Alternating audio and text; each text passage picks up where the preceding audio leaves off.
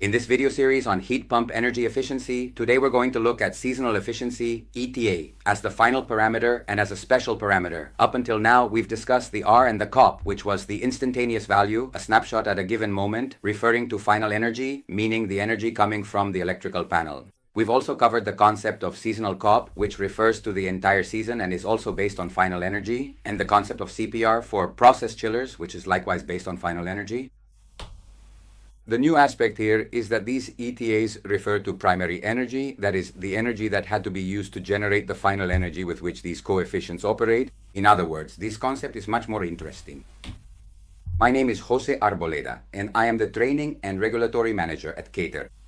Alright, as always, the first thing we'll do is take a data sheet and see that right away we come across that ETA, that ETA-SC, which is going to be seasonal in cooling mode, and we'll have to go to its 0.5. In 0.5, that note tells us that it is the seasonal energy efficiency for cooling or for heating. For cooling, we will use the 2016 Eco Design Regulation, and for heating, we will use the 813 Design Regulation. All these design regulations. Here we would have the next one, which would be for working in cooling mode, but when the machine is reversible. All of them, and also in heating, when the machine is reversible and is working in heating mode. This is where I wanted to get to. All of these are the Eco Design Regulations, both for design and for labeling, that we have for the different equipment that work thermally in buildings. We have said that our equipment, that is our calculated ETAs for the heat pump, air and water, were based on two. On Regulation 813 from 2013, whose labeling is 811 from 2013, and also against 2016/2281, which does not have a labeling regulation, so right now we could not label it. But notice how we already have to work with that eco-design to carry out these measurements or these calculations of the ETAs, of the seasonal efficiencies. Alright, let's define what primary energy is and what final energy is. The concepts are very simple. Primary energy, right now in Spain, these data are taken from today. In fact, we see where do we produce energy from? Well, the energy we consume comes from the wind. From hydroelectric plants, solar thermal, nuclear, diesel equipment. In other words, here we have what is called an energy mix. This would be the primary energy with which we will later consume the final energy. This would be the primary energy. And to get to final energy, the energy that we actually consume, we are not very efficient either in generation or in transportation. In fact, to generate 1 consumable kilowatt hour of final energy, we need to take or use 2.5 kilowatt hours of initial energy. As you can see, the efficiency is approximately 40%. All of this is lost in generation and especially in transportation. That's where that conversion coefficient of 2.5 comes from. This conversion coefficient has been around for quite some time. So it will be lowered. They're talking about reducing it to 1.9. In any case, having to use twice as much initial energy as what is used as final energy still seems like a lot to me. But anyway, right now we have to work with this value of 2.5.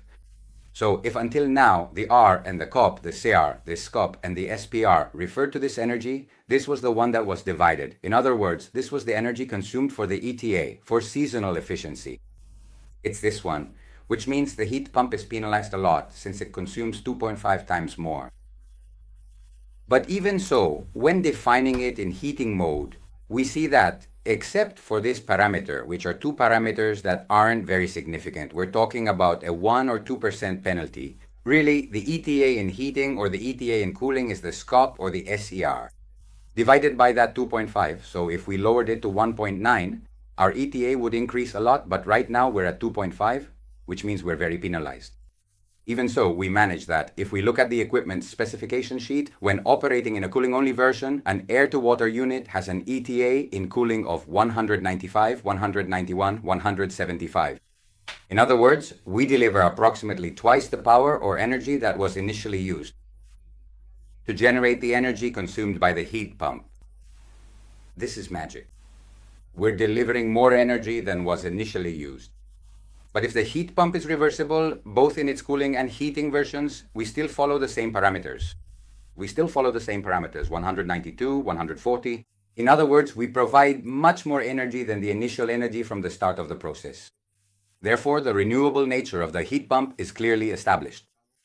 And I'm telling you, when you read about this, you'll see that compared to, for example, a boiler, a standard boiler would be at about 85 here. If it's a condensing boiler, it would be around 109, at most 112. We're talking about delivering 140, 137, and even more when operating in cooling mode.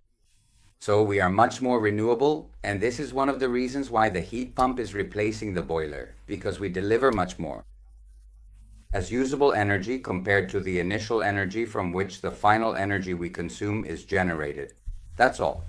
I hope these 4 videos have helped you understand all those points about the energy efficiency of heat pumps, and that from now on you'll see them differently, thinking, well, it seems like the heat pump really works. Best regards.